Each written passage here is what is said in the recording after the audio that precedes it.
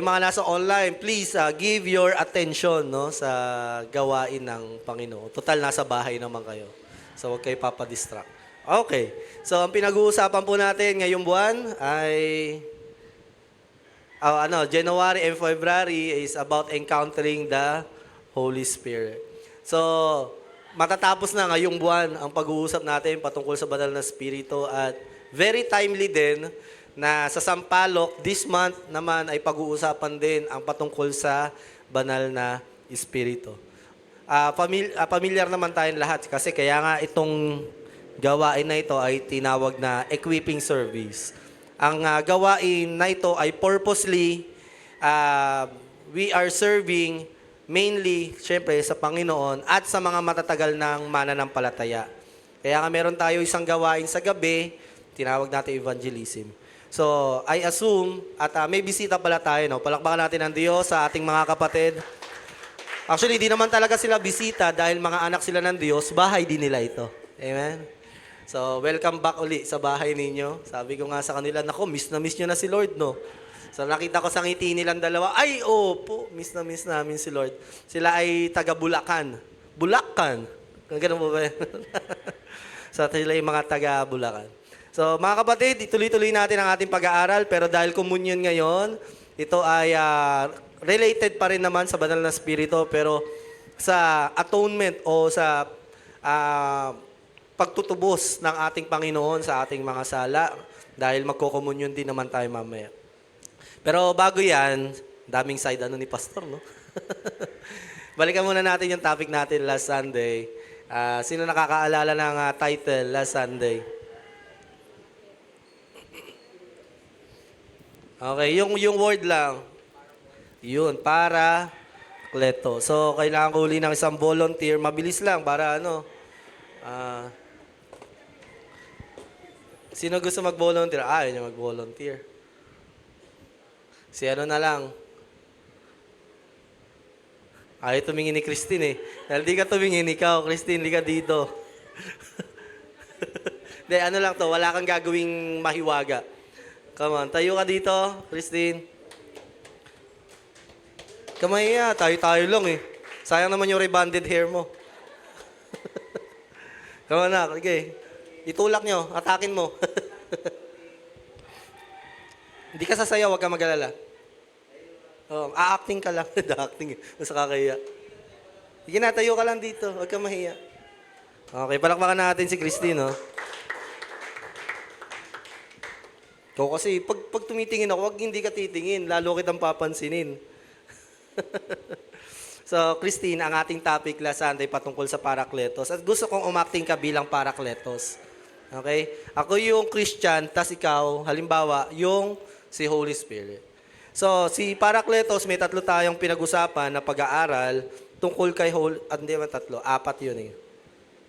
So, magbabasa lang ako dito ng ilang passage, Christine. Sa Romans, maganda tong Romans kasi dito natin nababasa yung patungkol sa kahinaan ng tao. Verse 1, kaya ngayon hindi nahatulan ng kaparusahan ng mga na kay Kristo sapagkat sa pagkikipag-isa natin kay Kristo ay pinalaya na tayo sa kapangyarihan ng kasalanan at kamatayan sa pamamagitan ng kapangyarihan ng banal na Espiritu na nagbibigay buhay. So una daw kamatayan, pangalawa may buhay na ibinigay. Sino daw? Si Holy Spirit, ang banal na Espiritu.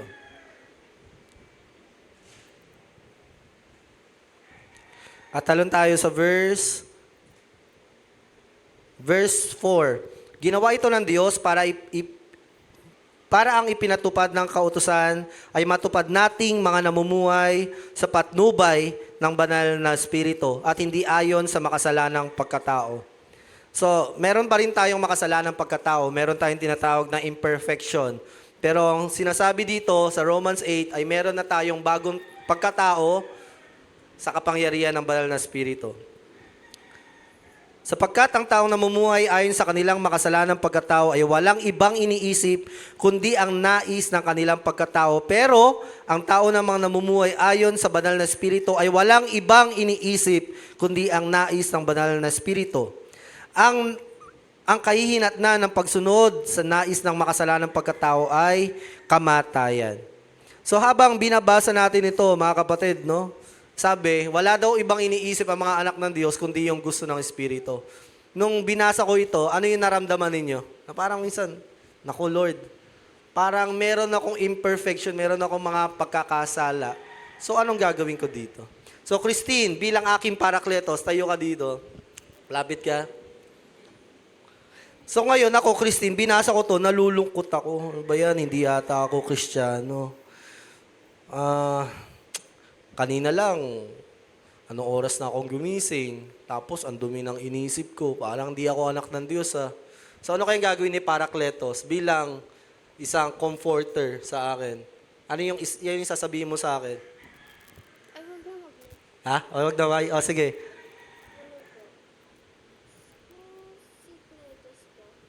Sa tingin ko, Hindi ba? Alam ba, nalulungkot ako. Nalulungkot ako. Ano ba yan kanina?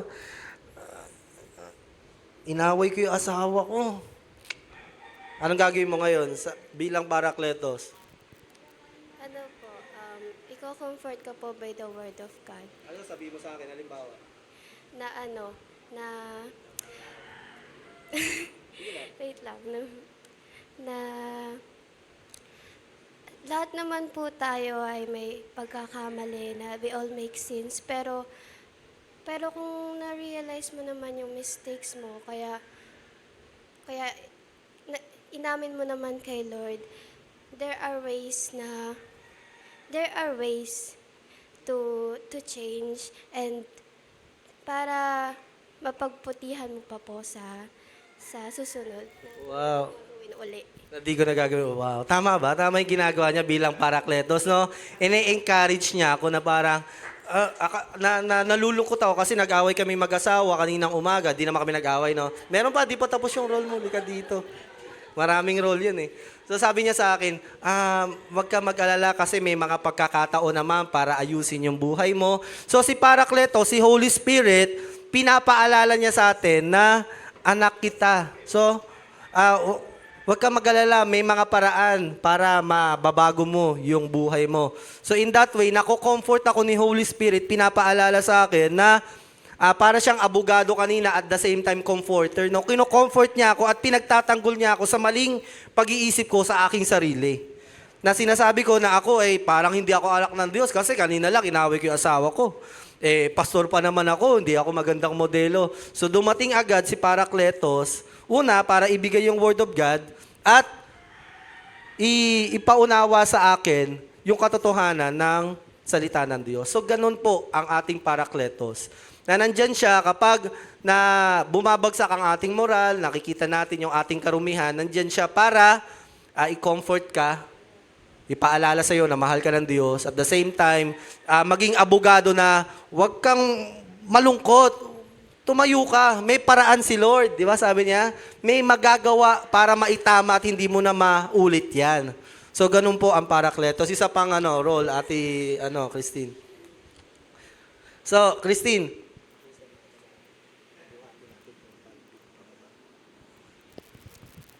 Maaari ba nating buhatin ng pulpit pababa? Buhatin tong pulpit pababa. Mamaya na lang kaya. Hindi pwede. Bakit mo naman gagawin mamaya kung pwede naman ngayon? Okay. So, ibababa. Paano natin ibababa? Siyempre, pagtutulungan natin. Pwedeng ikaw na lang? Hindi pwede. Kailangan...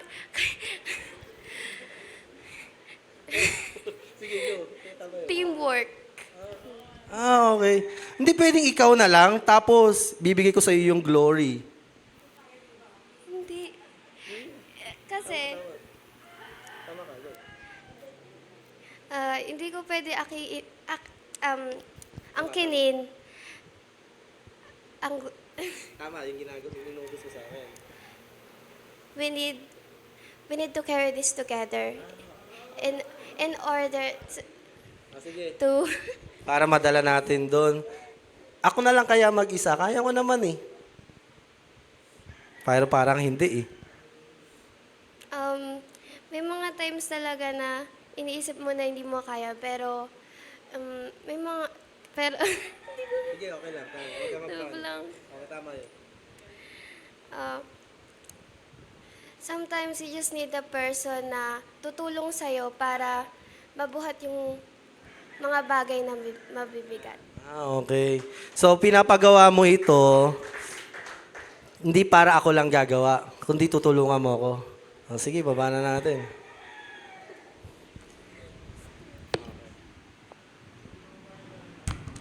Akit mo ulit. Akit mo naman ulit, sabihin mo. Ayan. Ngayon, iakyat naman uli natin yung Sige. Akit natin.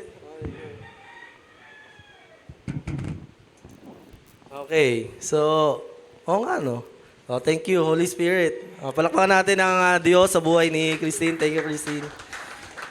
So, mga kapatid, yun po yung pinag-usapan natin nakaraang linggo. Huwag niyo kakalimutan niyang ating ginawa. Objective natin last week is to remember, number one, God is not a controller na magagawa mo lang ang isang bagay maliban na controlling ka niya. Hindi, mga kapatid, tayo ay may free will. Kasi meron tayong ganong mindset eh. Magagawa ko lang malibang si Lord ang gumawa nito. No. Bilang mga anak ng Diyos, tayo ay tinawag na co-worker ng Panginoon.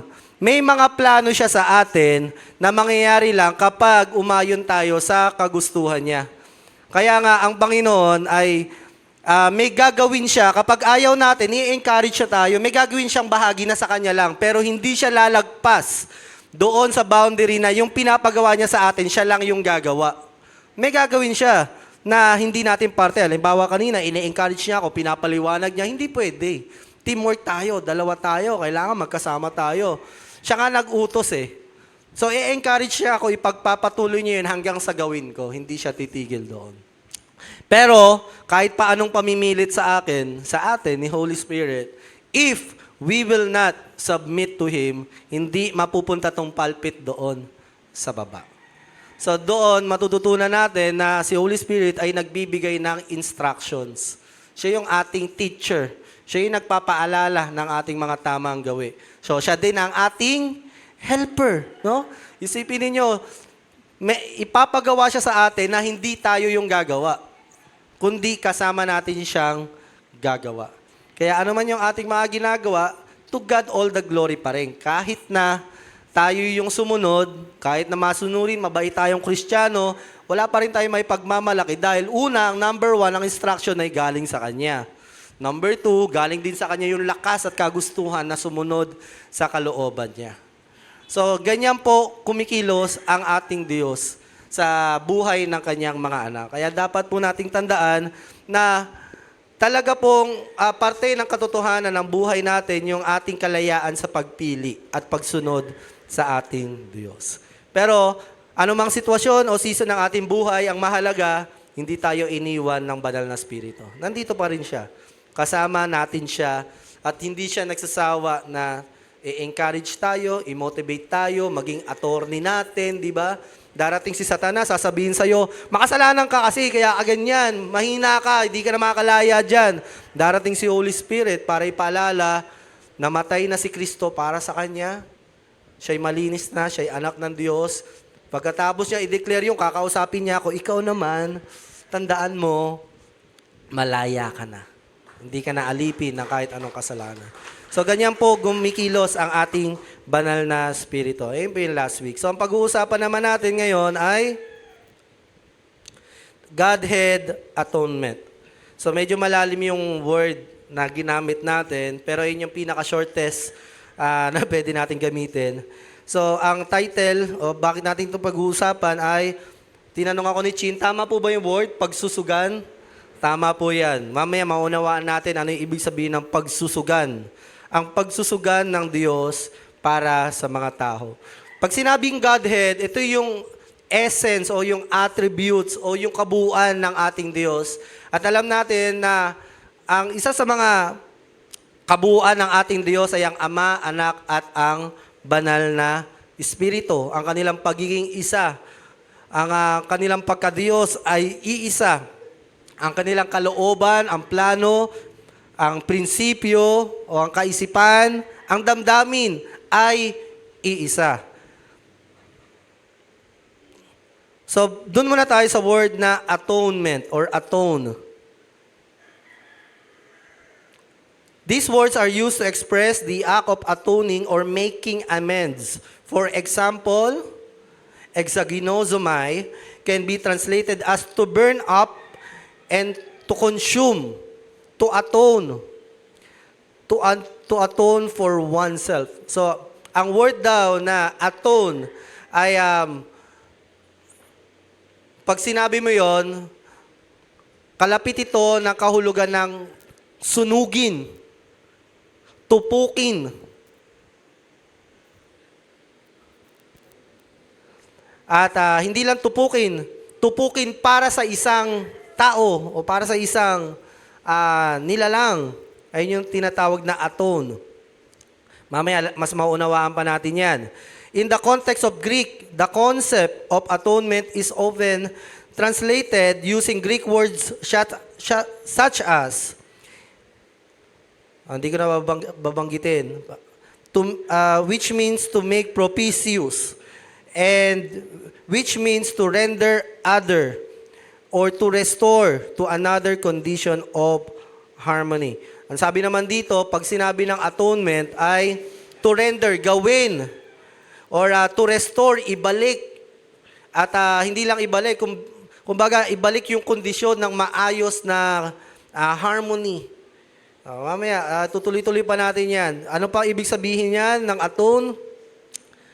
The word amend, hinanap ko naman sa Philippine Dictionary, in Tagalog can be translated as amyendahan. So, medyo familiar na kayo pag sinabing amyendahan, lalo na kung nanonood kayo ng balita. Saan nyo madalas naririnig yung amyendahan?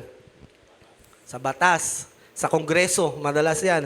Amyendahan ang batas, which means to amend something, such as a law or the Constitution. Another translation is susugan. So, hindi ko na alam yung Tagalog na word na yan. No? Susugan, which also means to amend something, to back something up, or to second something. Additionally, ang sabi daw ay iwasto. So, makita nyo, pag sinabi atonement or atone, pwede mo rin sabihin na amyendahan o iniwawasto. Meaning to correct something, to revise something, or to amend something. So palapit na tayo ng palapit, no? Pag sinabing atonement, una, sa unang slide na binasa natin, is to burn, to consume. Kaya sa Old Testament, mamaya pag-aaralan natin maigi, mauunawaan natin bakit pag sinabing atonement, may pagsusunog. May sinusunog sila ng mga hayop noon. At bakit kailangan may sunugin pa? Di ba? Bakit kailangan may kinoconsume? Kasi nga, may galit. Ang galit, dapat may nagko-consume sa galit na ilalabas talaga yun. Kasi oras na galit, hindi na ilabas, kinimkim, isang araw, sasabog yan. So, to burn, to consume, yung galit. At kaninong galit? At sinong nagagalit? Ayun yung unang tanong, no? At sabi rin dito, kailangan makonsume yun para daw magkaroon ng restoration. Para magkaroon uli, yung maibalik yung dating kondisyon, yung magandang harmony. Kailangan ng may atonement, kailangan ng may pagsunog para magkaroon ng pag-aamyenda ng batas. Medyo nabubuo na yung idea, no? Para yung batas na binaluktot ay maiwasto o maibalik. Kaya meron tayong pag-aamyenda ng mga batas, hindi dahil sa mali yung batas, kundi dahil may kailangang bigyan ng pansin patungkol sa batas na iyon. Ang Constitution natin, hindi dapat baguhin dahil Constitution na iyon.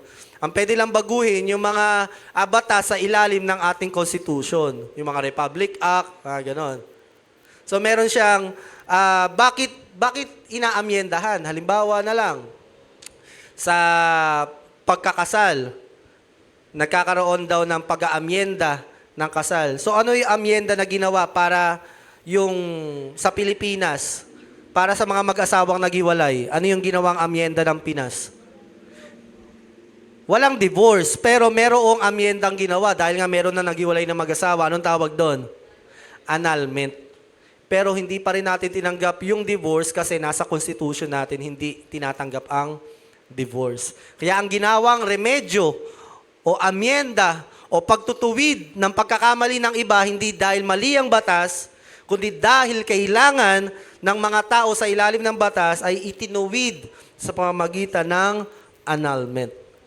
Para kahit papano, yung mga mag-asawang naghiwalay at gustong magsimula uli ng buhay, ay makapagsimula uli. Hindi dahil nga para wala ka ng pag-asa, di ba, kapag naghiwalay na kayo. Pero syempre, God hates divorce pa rin.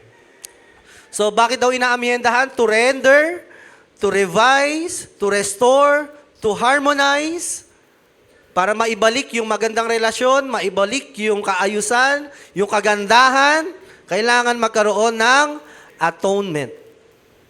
O sa Tagalog ay pagsusugan. Parang pagsusugal, no? Pero hindi na natin matatandaan siguro yan. After mga 3 weeks, hindi nyo na alam yung pagsusugan na yan. Eh. Pero iniisip ko kasi, oo nga naman, ang totoo, kung si Kristo ay nagbayad sa ating mga sala, sino ba binayaran niya? Eh wala naman ibang nagmay-ari sa atin. Binayaran niya ba si Satanas? Hindi naman niya binayaran eh. Hindi naman totoo nagkasala tayo, naging pagmamay-ari tayo ni Satanas. Hindi po yun yung katotohanan. Ang nangyari, umalis lang tayo sa pagmamay-ari ng Diyos. Pero hindi porket umalis ka sa pagmamay-ari ng Diyos, pagmamay-ari ka na ni Satanas. Dahil sa huling panahon, babalik pa rin tayo lahat sa tunay na may-ari. Mabuti ka man, masunurin ka man, nanampalataya ka man kay Kristo o hindi, lahat ay haharap pa rin sa tunay na may-ari ng buhay. So hindi talaga binayaran si Satanas, walang binayaran na kung sino man doon. Pero may naging pagtubos dahil ang kabayaran ng kasalanan ay kamatayan. Sa Hebrews chapter 9 verse 14, kung nakakalinis ang mga ito, di lalo na ang dugo ni Kristo sa pamamagitan ng walang hanggang banal na spirito, una si Kristo, banal na spirito, inialay ni Kristo ang sarili niya upang bilang handog na walang kapintasan. Kanino daw? Sa ating Diyos. So tatlo, di ba? Tatlong persona ang naging dahilan upang magkaroon tayo ng pagsusugan o atonement. Una si Kristo, ang banal na spirito at ang ating Diyos Ama na tumanggap. Ang dugo niya ang lilinis sa ating puso't isipan para matalikuran natin ang mga gawaing walang kabuluhan at paglingkuran ang Diyos na buhay. So kaya yun po ang title natin, Godhead Atonement. So pag-uusapan natin ay ang pagtutuwid, pagsasaayos, pag-amyenda o pagsusugan or pagbayad sa ating mga kasalanan sa pamamagitan ng ating Ama, ng Anak, at ng Banal na Espiritu. Pero gusto ko munang simulan na I appreciate, meron tayo isang kapatid na nagbigay ng kanyang bahagi patungkol sa dati kong naituro, patungkol sa pag-aalay ng Diyos ng kanyang buhay para sa ating mga kasalanan. So meron po kasing tinatawag na mga oneness. Yung mga oneness, sila yung mga tao na ang Ama, Anak at Banal na Espiritu ay isa lang. So minsan nagsiswitch sila, minsan si Ama, si Jesus. Tapos nagiging si Holy Spirit siya. So yun yung ibig sabihin ng oneness. At kung ano yung ginawa ni Jesus, ay minsan nagiging siya si Ama, siya nagiging Banal na Espiritu. Asa sa mga pananampalataya din nila ay para lang maligtas ka, kailangan ay mabautismuhan ka. Dahil pag di ka nabautismuhan, hindi mo mararanasan yung buhay na walang hanggan. Maraming bagay pa. Sila din yung mga nagdadamit ng puti at mahahabang buhok na hindi nagugupit. At dahil kasama yon sa batas nila, kapag hindi mo sinusunod yon, ikaw ay hindi tatanggapin o magiging kalugod-lugod sa ating Diyos. So, hindi po natin pag-uusapan yung oneness dito, na kung ano yung naranasan ni Jesus, ay yun din yung naranasan exactly ng Ama o ng Banal na Espiritu. Pero, ang pag-uusapan natin, yung kaparaanan nila ng pagtubos sa ating mga kasalanan sa kani-kanilang mga bahagi. sa kanilang mga pagtubos o pagtutuwid ng kasalanan ng tao. Una, pag-usapan natin, ayokong basta-basta binabanggit ang pangalan niya ng walang kabuluhan, pero ang ating amang nasa langit, si Yahweh. Ang kanyang paraan ng pagtubos o paglilinis, pagtutuwid sa ating mga pagkakamali. Pwede po palakas ng konti, hindi ko lang, medyo minamalat na kasi. Sabi sa Leviticus chapter 17 verse 11, at tumalon ito sa 14a,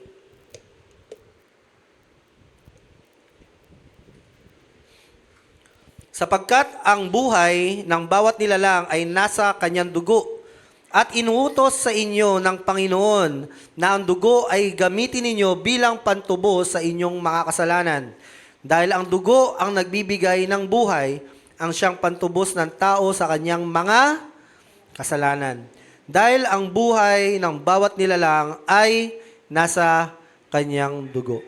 So, sa Old Testament, kapag binasa mo ang banal na kasulatan sa Lumang Tipan, doon mo makikita, para patawarin ang Israelita sa kanilang mga kasalanan, may inutos sa kanila ang Panginoon na mga batas.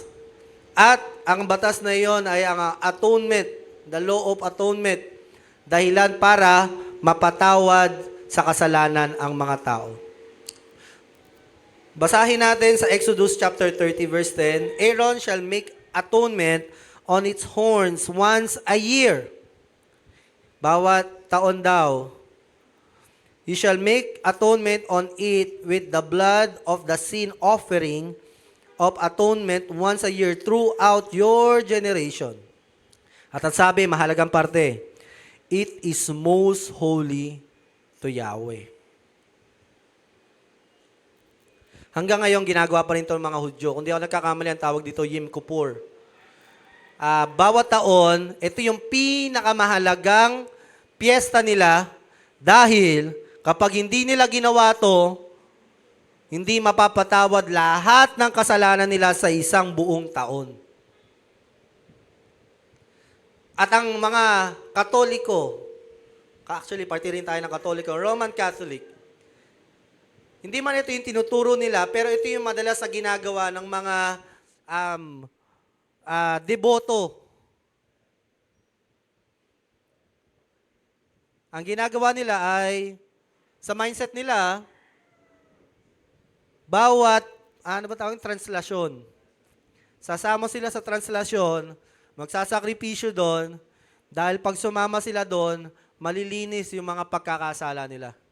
At pagkatapos noon, balik na uli sa kanilang makamundong pamumuhay.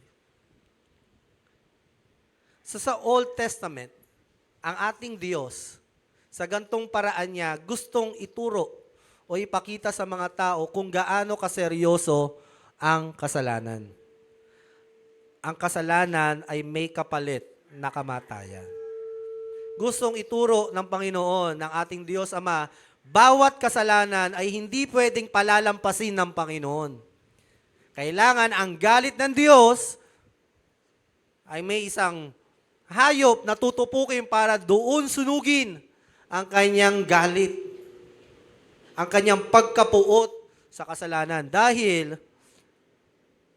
tunay nga na masabi mong ikaw ay Diyos sa banal at may nakikita kang pagkakamali sa iyong mga mata, ngunit hindi mo pinapansin, wala kang pakialam, wala kang ginagawa, parang contradicting. Kaya, nung panahon ng Old Testament, para mapatawad ang mga kasalanan ng mga Israelita, kailangan may susunugin na hayop. Once a year yon. At pamumunuan sila ng priest na si Aaron. At sabi dito, sa lahat daw, ito yung most holy. Kung merong pagtitipon, ito yung pinakamahalaga. Sa atin ng mga Kristiyano, kung merong mang linggong mahalaga, ito yung linggo na yon. Dahil ating komunyon. So meron tayong tinuturing din na ganyan. So, most holy to Yahweh. Pag sinabing Diyos sa banal, hindi pwede na sa paningin niya may nakikita siyang mali. Hindi siya pwedeng tumingin sa anumang karumihan dahil siya'y banal. Siya'y malinis. Siya'y set apart. Ikaw ba, mga kapatid? Ikaw, tao ka lang, di ba? Pag si Eric nag-program or nag-code, at ito yung kinode niya, nag-code siya, gagawa siya ng isang calculator para magkaroon ng isang application ng calculator. Nag-code siya, tama namang code niya, pero iba lumabas. Si Eric na bilang programmer, anong mararamdaman niya dun sa application? Magagalit siya. Kasi tama naman yung code niya. Tama yung nilagay niya. Naglagay siya ng lakas, karunungan, pero ang kinalabasan, imbis na calculator ay, ano lumabas, Eric? Syntax error daw. Ayun yung lumabas. Isang box na hindi kayang mag-compute ng mathematics o ng solution. So bilang si Eric, anong mararamdaman niya? Magagalit siya. At wawasakin niya yun dahil wala namang kwenta to. O sa mga nagluluto, tama ang iyong paggisa, tama ang ingredients, tamang amount ng asin, asukal, toyo, suka, kinalabasan, sinigang. Adobo yung niluluto mo, sinigang. Diba? Magagalit ka. Bakit ganito to? Mali yan. Diba? Tama ba mga kapatid? Mali. Ganon din ang Diyos. Tama yung kanyang ginawa, tama kanyang pamamaraan, pero ang lumabas sa kanyang likha ay mali. Nagagalit ang Diyos sa bagay na yun. Dahil siya ay banal. At sa kabila ng kanyang kabanalan, ang Diyos ay mabuti, itinuwid niya. Kahit na walang mali sa kanya, wala ding mali sa program niya, yung nakita niyang mali, itinama pa rin niya. Hindi niya agad tayo itinapon sa apoy ng impyerno. Pero alam niyo, may isang pagkakamali na hindi na itinuwid ng Panginoon. Pagkakamali ng anghel. Gusto niya ipakita ang pagkakaiba ng kanyang kabanalang may biyaya at kabanalang mga likha na hindi na nakaranas ng biyaya niya. Kaya mapalad ka. Amen? Pero naman palakpakan natin ang Diyos. Kaya mo mabingi si Satanas na ikaw nakaranas ng biyaya ng Diyos. Ngayon, hindi naman siya pwede magreklamo, no, ba't sila may biyaya, ako wala? Alam niyo yan, alam niyo ibig sabihin ng biyaya. Ang Diyos ang may karapatang magbigay ng biyaya kung kanino niya gustong ibigay. At binigay niya yon sa atin, sa iyo at sa akin. Hallelujah.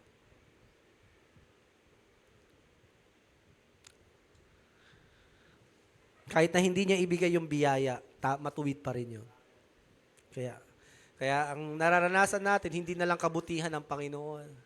Nag-uumapaw na pag-ibig, kadakilaan at katapatan. Hallelujah. God is holy. Hindi niya kayang tumingin sa kasalanan at karumihan. Kaya gumawa siya ng paraan para hindi pagbigyan ng kabigatan ang mga Israelita. Alam niyo yun, di ba? Minsan inisip natin, ang hirap naman ang pinapagawa ni Lord. Grabe instruction mo. Kailangan perfect. Kailangan walang blemish. Kailangan ganito. Hindi para lang sa kanya yun, para sa kanila yun. Ginawa yun ng Diyos dahil kung hindi nila gagawin yun, hindi nila mauunawaan ang kabanalan ng Diyos. At pag di nila naunawaan ang kabanalan ng Diyos, haharapin at tatanggapin ang galit at puot ng Diyos. Kaya pinaunawa sa kanila ng Diyos.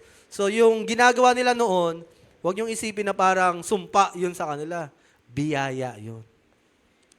Kaso nga lang, ang biyaya noon ay shadow lang, anino ng isang magandang biyaya na darating para sa kanila.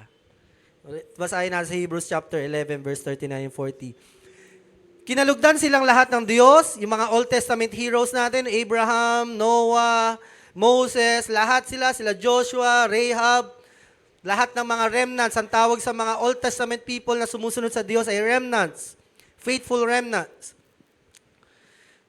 Kinalugdan sila dahil sa pananampalataya. Ngunit hindi nila natanggap sa panahon nila ang pinangako ng Diyos sa kanila. Ito'y dahil may mas mabuting plano ang Diyos para sa atin. Dahil nais niyang makasama nila tayo kapag tinupad na niya ang pinangako niya sa atin. So mga kapatid, no, kung iisipin natin, ba't ganun? Nagkasala tao ang papatayin, hayop? Tinanggap ni Lord yun? Sa tingin nyo, mga kapatid, dapat tao din. Diba? Para, para, para fair. Tao nagkasala, tao dapat namatay, dugo ng tao. Pero alam nyo, mga kapatid, kung bakit nagawang tanggapin ng Panginoon ang mga alay ng dugo ng hayop, kahit dugo lang ng hayop, meron kasing propesiya sa Genesis chapter 2 na may darating na manliligtas na ipapanganak ng isang babae. Tatapakan niya ang ulo ng serpent ng ahas. So bakit nagawang tanggapin ng ating Ama ang alay ng dugo ng hayop? Hindi pa man ganap yung pagbabayad ng kasalanan, pero dahil ginagawa ito, dahil nananampalataya sila na may darating na isang araw na manliligtas. Hindi pa nila nauunawaan, basta naniniwala sila, ito yung pinapagawa ng Diyos, ang kabayaran ng kasalanan ay kamatayan, ang dugo lang ang paraan para mapatawad ang pagkakasala. Ang alay na iyon ay nagawang tanggapin ng Diyos, alay nila Moses, nila Joshua, dahil isang araw darating ang kanyang anak para mamatay sa krus ng Kalbaryo, dumanak ang dugo, para bayaran ng buo ang kasalanan ng lahat ng tao, ng buong mundo. Kaya yung mga Old Testament people, they are still saved by the grace. Pero hindi pa napufulfill yung grace na yon. Cover din sila ng biyaya ni Lord. Pero para mapalapit sila sa biyaya ni Lord, ang ginamit ng Panginoon sa kanila ay batas para itulak sila. O gawin nyo ito, gawin nyo ito. Mag-alay kayo para maunawaan nila na ang kabayaran ng kasalanan ay sobrang seryoso, kamatayan talaga. Dugo. Ganun kaseryoso ang kasalanan. Hindi to pwedeng palagpasin ng ating Diyos. Kaya dapat may tumupok, may apoy na magko-consume sa galit ng Diyos. Kaya nga ang tawag, di ba, sa Old Testament offering o sacrificial offering is covering lang. Covering lang. Tinatakpan pa lang kasi galit pa rin ng Diyos eh. Tinatakpan niya pero nung namatay na. Hallelujah. So, may mga tatlong batas sa Old Testament. Una, moral law. Ito yung 10 Commandments. Number 2, ito yung religious laws or ceremonial laws. Ceremonial laws na ito yung utos si Lord na ganito yung gagawin nyo pag mag-aalay na kayo sa akin. At meron din tinatawag na judicial law o yung civil law na kapag may tao nagkasala, babatuin ng bato hanggang mamatay. So may tatlong batas.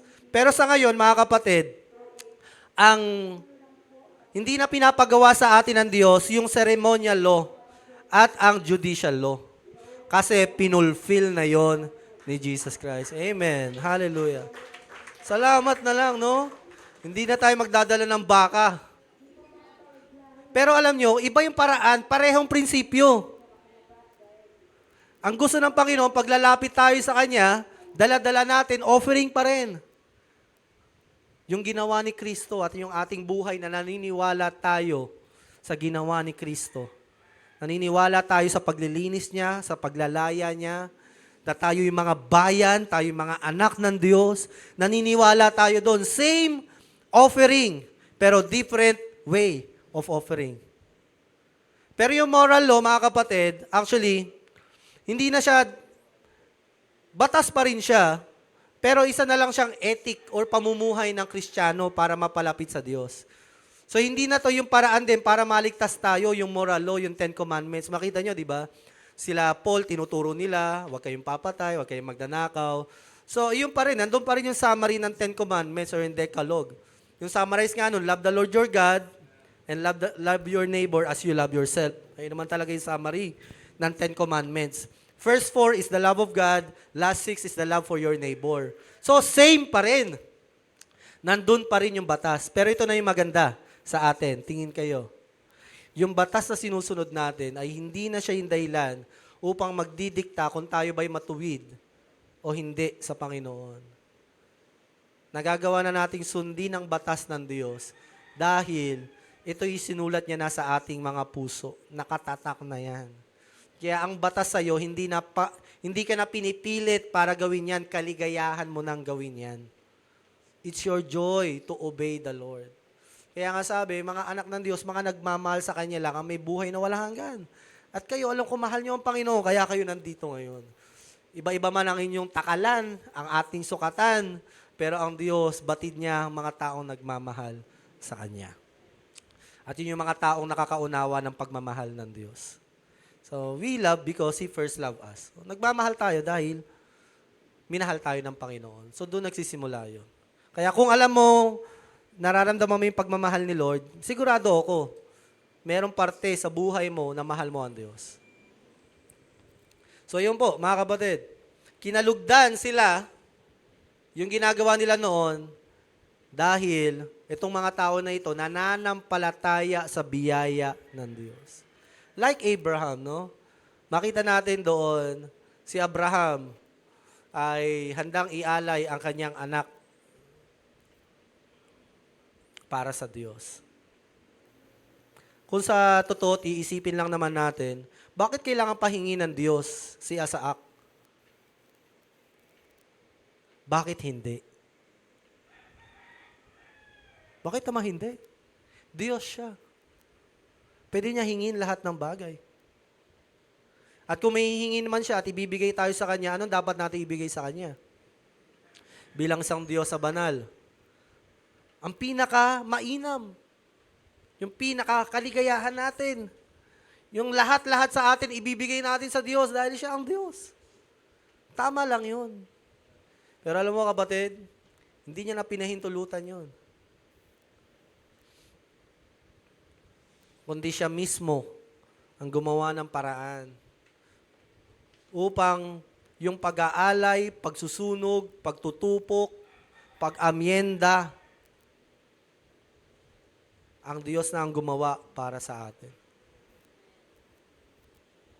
Inawat niya si Abraham. Handa na si Abraham. So makita natin doon, no, para hindi natin nakita na nalulungkot ba si Abraham nung ginagawa yun, nasasaktan ba siya, napipighati ba siya. Wala nakalagay doon eh. Pero syempre alam natin ang puso ng isang ama. Kung meron mang kaligayahan ng isang magulang, anak niya yon. So hindi nakasulat na nalulungkot, nasasaktan si Abraham. Kasi nga, ayun yung foreshadowing eh. Wala din sa Old Testament nakalagay na umiiyak si Yahweh, no? Na nalungkot si Yahweh. Na may sadness si Yahweh o ang ating Diyos sa masalangit. Pero hindi pa niya pinakita yon sa panahon na yon. Pero kung nasaksak kaya si Abraham, makikita kaya nating umiyak, mababasa nating umiyak si Abraham. Kung masaksak niya si Isaac, makikita kaya natin, o mababasa natin. Hindi na natin alam, no? Hayaan na natin sa Panginoon. Mga panahon na inalay ng ama ang kanyang anak, hindi natin nakitaan ng ating ama na wala tayong nabasa eh, na talagang nadurog yung puso niya, nalungkot siya. Nakita natin, yung John 3:16, ang pinapakita niya, yung gayon na lang ang pagmamahal niya sa tao. So, ibig sabihin, doon pa lang sa word na, for God so loved the world. Hindi lang love eh, so love. Gayon na lang ang hindi maunawaang, hindi masukat na pag-ibig ng ating amang nasa langit. Waring ibigay niya ang kanyang anak. Ganyan mga tatay. May isa tatay tayo dito. Hindi mo makikita ang umiiyak yan. Basta-basta. Magtatago pa yan para umiyak. Hindi niya ipapakita basta-basta sa mga asawa niya. Ako nararanasan ko, hindi ko pinapakita sa asawa ko yung bagsak na ako. Pero kapag talagang kailangan ko na ng kalinga niya, yayakapin ko na yan. Pero hanggat maaari, di ko papakita na talagang bagsak na yung moral ko. Umiiyak na ako, nalulugmok na ako eh. Iiyak yan, tahimik, walang makakakita. . Pero umiiyak. ang Diyos. Umiiyak kaya. Umiiyak kaya ang ating Ama. So, hindi na natin maunawaan yan. Pero ang dapat nating tanggapin, hindi tama na ialay niya sa kasalanan ng tao ang kanyang anak. Hindi yun isang matuwid na bagay. Pero isang biyaya yon na ibinigay niya para sa atin. Pero dahil siya ay Diyos, matuwid yun sa Kanya. Tama yun. That's the right thing to do. Hindi nagkakamali ang Diyos. Hindi ko na rin maunawaan yan. Hindi mo na rin maiintindihan gaano ka minahal ng Panginoon. O hanggang saan ang inabot na sakripisyo. Pag sinabi sakripisyo, may bigat yan, di ba? May weight yan. Kaya nga ang tawag natin sa glory, kabod. May weight. So itong sakripisyo na ito, may bigat sa ating Ama sa langit. Iba ang naranasan niya, iba ang naranasan ni Jesus, iba rin ang naranasan ng banal na Espiritu, pero iisang Espiritu sila na nakaranas ng pagsasakripisyo para sa atin. Iba-iba man ang kanilang paraan, pero iisa ang kanilang sakripisyo sa ginawa nila para sa krus ng Kalbaryo. Mga kapatid ko, yan ang ating Amang nasa langit. Kulang ang salita, kulang ang ilang panahon at oras upang ipaliwanag ito. Sa ngayon, pag-usapan naman natin ang, syempre, the fulfillment of the law. Kanina, inaawit natin kanina to. Ang sarap awitin. Si Jesus is the fulfillment of the atonement. Hindi pa man napufulfill ni Jesus yung atonement, na-cover niya na yung past sin. Noon, na-cover na rin niya ang sin of the future. Sa lahat ng taong mananampalataya sa Diyos. Kung hindi ka mananampalataya, kahit pa anong covering ni Lord, wala. So dito, sabi sa Hebrews, dati tabing lang. Ngayon, hindi na. He entered once for all into the holy places, not by the means of blood of goats and calves, but by means of His own blood, thus securing an eternal redemption. Hindi sa dugo ng hayop, kundi sa pamamagitan ng kanyang dugo. And they sang a new song saying, "Worthy are you." Hallelujah. Ito yung dati kanina, no? "Worthy are you to take the scroll, to open its seals. For you were slain, and by your blood you ransomed people for God, from every tribe and language and people and nation." Hindi na lang sa Israelita, kundi sa lahat ng tao sa buong mundo. Itong binasa natin sa Revelation ito. Ito na yung bubuksan na yung selyo, yung scroll, na siya lang ang pwedeng magbukas.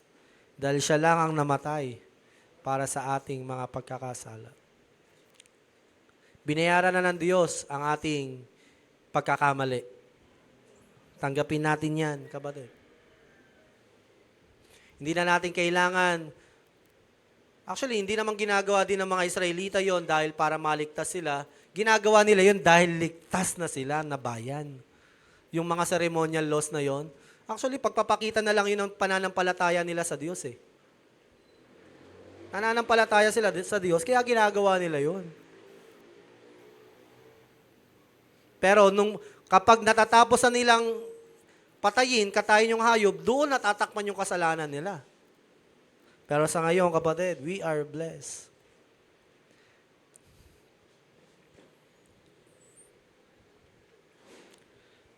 Thank you, Jesus. Kung isipin lang natin yung imahe na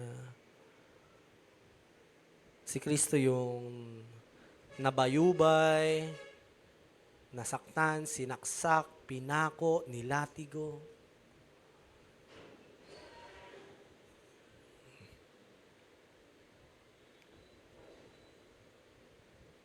Tao nga lang na nakita nating nasasaktan, di ba? Hindi na tayo mapakali, minsan di tayo makatulog. Kaya imposibleng itong kamatayan ni Kristo ay mawalan ng saysay o kapangyarihan sa ating mga buhay.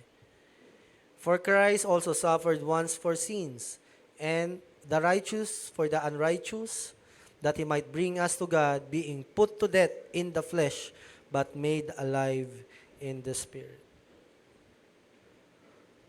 Tayo na hindi matuwid, naging matuwid na sa ating Panginoon.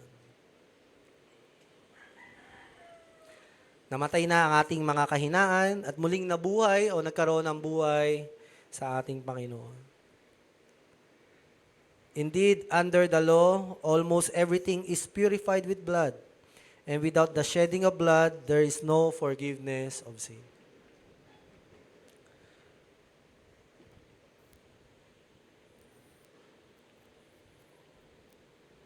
Palakpakan natin ang Panginoon.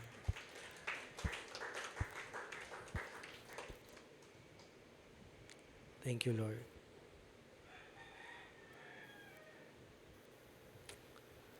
Hallelujah. Romans chapter 8:22, sa banal na spirito, ang kanyang atonement, ang kanyang glorification na ginagawa upang maging ganap ang ating kaligtasan.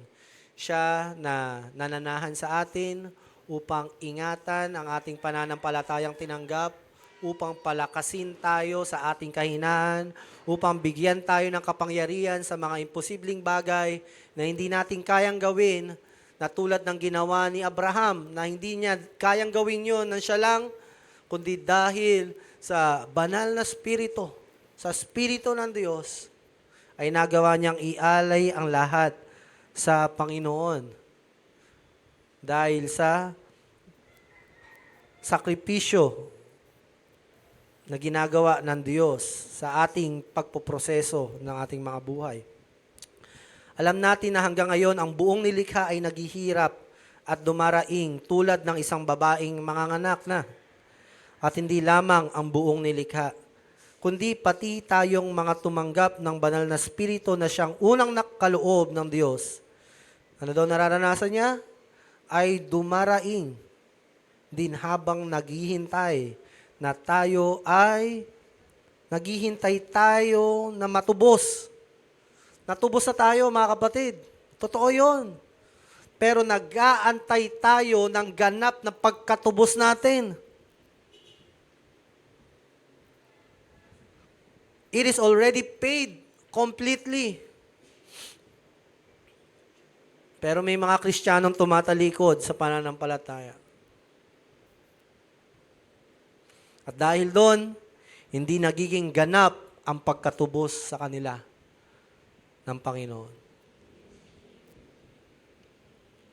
There is an assurance of salvation. Sabi nga sa binasa natin kanina, as long as you have the Holy Spirit. Dahil si Holy Spirit ang tatak ng ating kaligtasan. He is the seal. Kaya dumaraing siya. So kanina tanong ko, ang Diyos ba umiiyak? Ang ating mga katawan ay mahayag ang ganap na katayuan natin bilang mga anak ng Diyos. Ligtas na tayo at naghihintay na lang na maging ganap ang kaligtasang ito. Ligtas ka na, kapatid. Huwag mo nang sayangin ito. Huwag mo nang pakawalan. Huwag mo nang sayangin. Huwag mong isang tabi. Pangalagaan at ingatan mo, kasama mo si Holy Spirit. Sa Old Testament, walang record doon na ang isang Diyos ay marunong bang umiyak ang Diyos? Nasasaktan ba ang Diyos? Nalulungkot ba siya? May tawag nga dyan sa ganyang attributes, nakalimutan ko lang.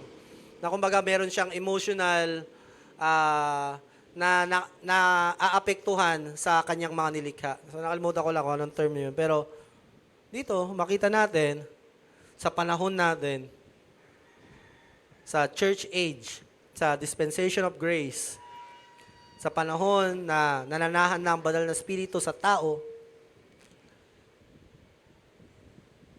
dito na natin lubusang nakikilala ng buo ang Panginoon. Dati, pagkatingin lang sa kanya, galit, napupuot, pumapatay sa makasalanan, matuwid at banal. Hanggang sa nakilala natin si Kristo. Nakita natin kung ano yung kayang gawin ng Panginoon, ano yung biyaya niya, katapatan niya, pag-ibig niya, at ngayon, kapatid, nauunawaan natin ang lubusan. Si Kristo, umiyak lang kay Lazarus yun. Sa best friend lang niya, natin nakitang umiyak si Kristo. Pero ngayon, mga kapatid, sinasabi sa atin, kasama natin ang banal na Espiritu.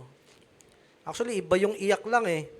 Sabi sa transliteration ng word na ito, He is groaning with inexpressible words. Nakarinig na ba kayo ng iyak? Na galing sa puso, hagulgol? Ang hagulgol ng isang namatayan, narinig nyo na ba kung gaano kasakit yon? Makarinig ng umiiyak na iwan ng mahal sa buhay? Hagulgol, iyak. Alam mo kapatid, hindi niya tayo iniiwan. Dahil siya lang ang pag-asa natin para sa katubusan natin. Dahil kung aalis ang banal na Espiritu, walang mangyayari sa atin. Makakalimutan mo ang salvation mo, tatalikuran mo ang kabanalan ng Diyos at mamahalin mo ang mundo. Pero dahil nandyan si Holy Spirit, nananahan, nagtsatsaga, nagtitiis, may panahong masaya siya, may panahong nasasaktan siya. Pero sa kabila ng masaya, sa hirap at ginhawa, hindi umalis ang banal na Espiritu sa atin. Kasama mo siya ngayon. Saan ka man pumunta, ano man ang gawin mo, kasama mo siya.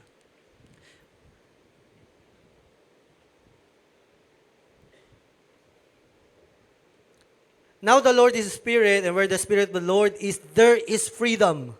But we all, with unveiled face, beholding as in a mirror the glory of the Lord, are being transformed in the same image, from glory to glory, just as from the Lord, the Spirit. Sinabi kinikwento, si Moses, siya lang yung nakatanggap ng pagkapuspos ng banal na Espiritu. Yung mga Israelita, ayaw namin yan, natatakot kami. Kaya si Moses lang yung umakyat doon sa bundok at nakaranas ng Espiritu ng Diyos. Sabi diyan, ayun yung text niyan sa Romans.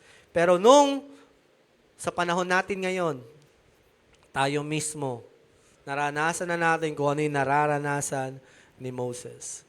And we are being changed from glory to glory in the image of God.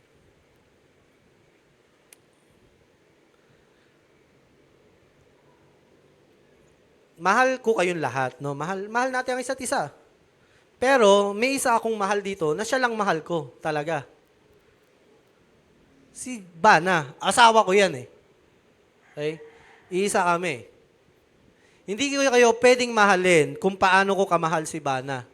Kasi asawa ko yan. Exclusive lang. Yung love ko para sa kanya. Kasi siya yung asawa ko eh. Pwede mo akong saktan. Kaya ko pang tiisin yun. Kaya kong makarinig ng hindi maganda. Pag nabastos ako, pwede akong hindi gumante. Pero kapag oras na yung asawa ko na yung binabastos, kaya kong hubarin. Yung pagiging pastor ko, kaya kong makipagsuntukan. At kung siya'y dadaan sa bingit ng kamatayan, kaya kong pumatay para sa asawa ko. Ay, totoo yun. Bakit ko hayaan ang mamamatay tao patayin asawa ko? Ikaw, papatayin ko. Pero siguro kung ako papatayin ako at talagang may biyaya pa, Panginoon, baka kaya ko pang tanggapin, ako patayin mo ako. Pero hindi ako papayag na yung mismong asawa ko, hahayaan ko, dumaan ka sa akin na sinasaktan mo siya. I remember this passage from Jesus Christ. Ako na anak ng tao, pwedeng mamatay. Kaya mamamatay ako para sa inyo. Masasaktan ako para sa inyo. Pero wag niyong i-blaspheme Si Holy Spirit. Huwag niyo siyang tatalikuran dahil oras sa talikuran at hindi na kayo maniwala sa Kanya, wala na kayong kaligtasan. Pipiliin ko si banal na Espiritu kaysa sa iyo. Kahit pasabihin mo, tinatanggap kita, Kristo, sa buhay ko, namatay ka para sa akin, pero hindi mo tinatanggap ang banal na Espiritu. Dahil kung totoong tinanggap mo si Kristo, kasama mong tinanggap ang banal na Espiritu. The Spirit Himself testify with our spirit that we are children of God. And if children of God, heirs also heirs of God, and fellow heirs with Christ, if indeed we suffer with Him, so that we may also be glorified with Him. Kaya, doon ko mas naunawaan si Jesus. Pwede mong gawin sa akin yan. Pero iba na kapag sa banal na Espiritu. Huwag mong gawin yan sa Kanya. Ano ba ibig sabihin ng pag-blaspheme, Pastor? Pag-uusapan natin yan sa mga susunod na linggo. Pero kapatid, isa sa mga blaspheming is yung itinatama ka, itinutuwid ka ng Panginoon, pero patuloy mo siyang sinasantabi. Kaya ang tawag doon, yung kinakalyos mo yung sarili mo. Minamahal ka, kinukomfort ka, tinataboy mo. Inaabot ka, niyayakap ka, tinatanggal mo yung pagyakap sa'yo. Yung nagmamatigas, nagmamalaki, sinasabi ng mali, nakikipagmatigasan pa. Tutungo yun sa pagbablaspheme sa banal na Espiritu. Hanggang sa isang araw, wala ka ng pakialam sa Kanya. Pero, syempre, ako bilang pastor, gusto ko i-take na, kapag biruan, wag na natin idamay si Holy Spirit. Kahit din naman ako, pag biruan, wag niya na idamay asawa ko. Ako, biruan tayo, hanggang umaga at gabi. Pero yung bastusin mo yung asawa ko, hindi ko na tatanggapin yan. Kaya nga pag may tumitingin lang sa kanya, nagagalit na ako eh. Tingin lang yun ha. Grabe ka naman, Pastor, titignan lang yung asawa mo. Asawa ko yan eh. Gusto ko, ako lang yung tumitingin sa kanya. Hindi dahil sa selfish being ako or ano. Mag-asawa kami. Pag tinitigan mo marumi yan, talagang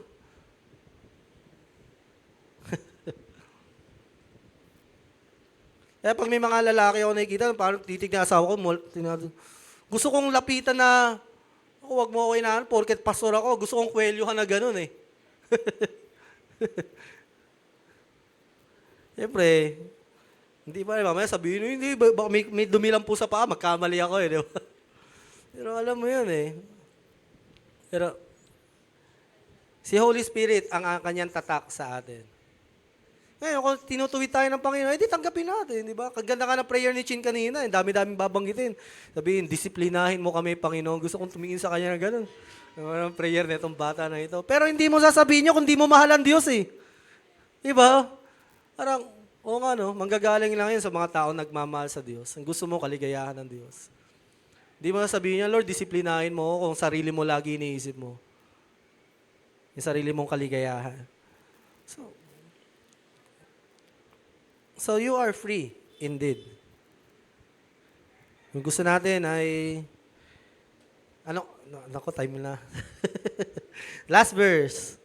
Philippians chapter 3, verse 7 to 11. Handa nyo na po yung komunyon natin.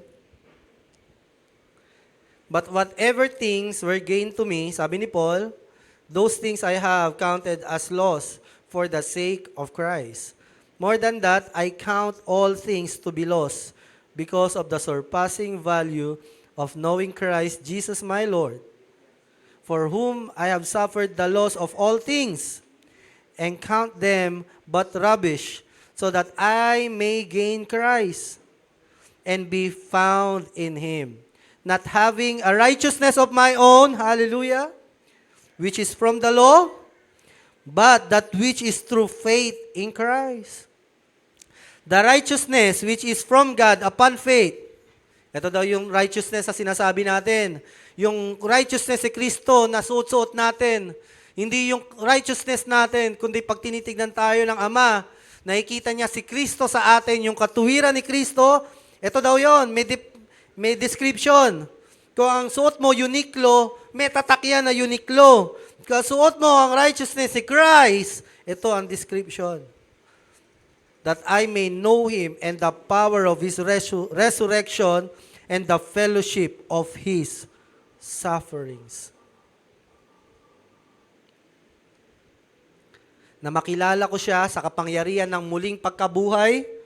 Masasabi mo na sa iyo ang katwiran ni Jesus kapag namatay ka at may eternal life ka. Naranasan mo si Jesus, yung naranasan ni Kristo na namatay muling nabuhay. Ano pa daw? And the fellowship of His sufferings. Yung paghihirap ni Kristo, the partaking of the suffering of Christ. Masasabi mo, suot mo ang righteousness ni Christ. Dahil nararanasan mo ang mga paghihirap na naranasan ng iyong Diyos na makapangyarihan. Naranasan mong nung may ipanalangin, pinanalangin mo siya hindi dahil sa gusto mong maging sikat na miracle prayer person, pero dahil mahal mo siya at gusto siyang gumaling. At naranasan mo yung suffering si Christ na magpakain ng marami. Na imbis na magsasangyupsal ka, nagbigay ka sa children ministry. Naranasan mo yung suffering ni Christ. Na siya'y binetray, nagpatawad ka, nagmahal, tinanggap mo, tinulungan mo. At sabi ni Kristo, wala na pang masigit pa sa pag-ibig ng isang pag-alay ng buhay para sa kanyang kaibigan o para sa iba. You have the righteousness of Christ. Somehow, hindi pa ganun ka-mature ang faith natin. And to God be the glory. Salamat sa Diyos. Magiging ganito din tayo.